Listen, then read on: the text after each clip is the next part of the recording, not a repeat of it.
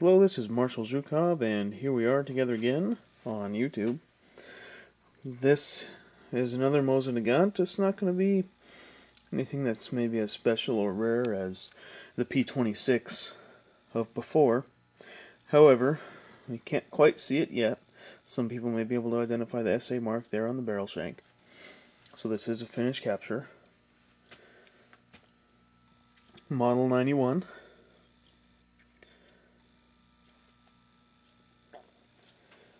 But before we get into that, we'll just kind of look where the history of this rifle has been so far. It's an Izhevsk 1915 M91. Well, kind of gave it away. But anyways, the stock here, we can see the remnants of what used to be a Deutsches Reich German property mark on the stock. So this thing went into World War I with the Russians, and presumably the Germans ended up capturing it. And it does look like, I don't know if this is a battle repair or just at some time, some point, who knows, but the stock, there is a crack in the butt of the stock here, and there are a couple little dowel pins, it looks like, that kind of run through it, help hold it in place.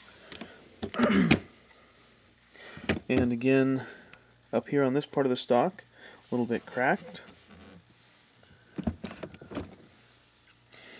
So from the German possession of this, I'm not exactly sure, but this W stamp here, it does look strangely Austrian, so it could have gone Germany, Austria, or maybe even vice versa. But at any rate, after the war, the Finns did acquire this rifle, and this is what makes this rifle a little bit unique. And the S on top of the barrel shank gave it away, but this is a Civil Guard marked Finn Capture Model 91. So the range of this Civil Guard number in the 58,000 range, from my research, what I was able to find, looks like it puts it in the KY district, which is the district that is directly east of the district that Helsinki is in, so it's in the southern part of Finland. And I'm just going to take a stab at it. I'm not sure if this is even remotely close, because all it had written was the Finnish name of the district, but the Pojois Kuminlasko, something to that effect. I probably totally butchered and murdered that, so sorry to the native speakers that I just ruin those words for the rest of their lives. However, the other interesting thing that I saw on this, which is also evident on the P26 rifle, is we remember it was slightly farther back, but there was a hole that was drilled through the stock that was not filled. This has a hole drilled in the stock that is filled. However, on that P26 stock, there was also a hole back here that was filled. So it could possibly have be a German or Austrian type of deal if the W in front of this rear sight here is indeed an Austrian capture slash depot rework, whatever kind of mark it would be. The rifle has been counterbored. The bore is actually dirty right now. The way I understand it, the person who had it before the guy that I got it from must have shot it and not cleaned it. It looks like they may have shot it with corrosive ammo. So I will see what I can do about getting some of that stuff cleared out. But just a quick little history on where this rifle's been. And it's the middle of the night right now, so I can't exactly shoot the bore clean right now, but everything's been scrubbed on this. So let's see, the bolt's been force meshed. It's been, we can see here, you can see the sanding marks that are on there, and then the number re-stamped to match the number on the barrel shank. So the other thing that is, and not every Finnish rifle, or not every Finnish capture rifle would they do this. Sometimes you'll see kind of a round divot up here on the top of the barrel shank, a really shallow divot where they just milled off the Imperial Eagle. Oftentimes they didn't really mess with the one up here. The Balkan imports a lot would take a file or something to them and get rid of that. But this one, they're still intact, which is kind of neat. Not you don't see that on every single rifle, so not that that's something super rare. But the other interesting mark here under the rear sight is this V that's stamped on here. That's not Russian. And if this, I guess this looks more like a W than an M. There's no W in the Russian language, or the Russian alphabet. So, hard to say. If only this sucker could talk, I'm sure it would give us a lot of interesting escapades, if you will. Handguard has a crack in it here. Not a big deal. Not worried about it. A little bit of damage there. And I don't mind the damage at all. I think it gives the stock great character. So, happy to have the Civil Guard marked M91, and we'll see what else we can find out about the bore, and then go from there. Let's see if we can do this here. See if anything comes up flying out of there, rust and stuff. Yeah, look at all that nasty rust in there that somebody left in there because they didn't clean it when they shot it with corrosive ammo. Nasty, nasty. But hopefully this will clear out a little bit here.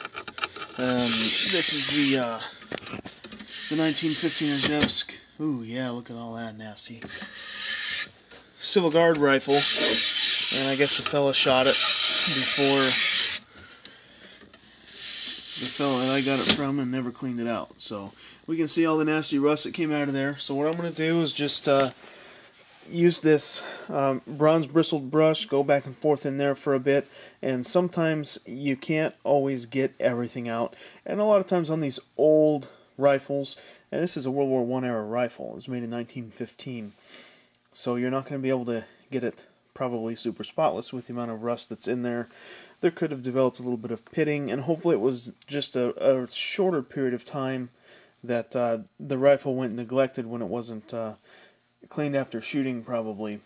But sometimes using these patches and stuff, and some of these patches that I have here are from rifles that I've cleaned before, and we can see some of the rust and stuff in them. That M91 B barrel that I picked up a month or so ago, the bore was just nasty. You couldn't even see through it, and it had rust that came out of it just like that. Just nasty rust that got pushed out of there with the wire bristled brush there.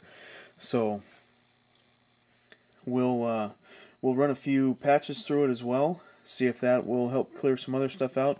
But what I think is probably going to need to happen, I'll have to put 5 or 10 rounds through it, and while the barrel's still hot, then come back through with some patches and swab it out a little bit more.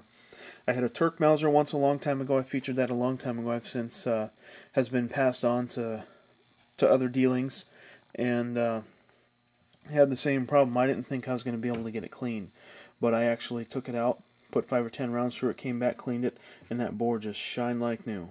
So sometimes that's what it takes. Just got to shoot the stuff out, but you don't want to just start running rounds through it when it's dirty like that. It could cause some damage.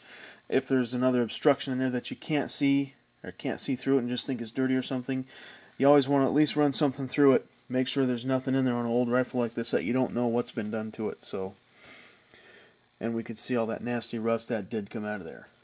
So once we get the barrel cleaned out here, we'll come back and take a look and see what happens. Well, this so far is just the wire brush being run down in there.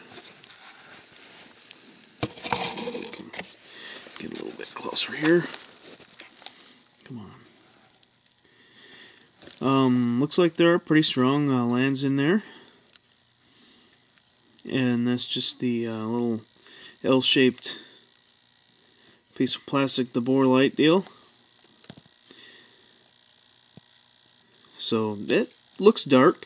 A dark bore doesn't mean that something's not going to shoot. So, but I'll be interested to see if it does clean up a little bit after putting some rounds downrange with it.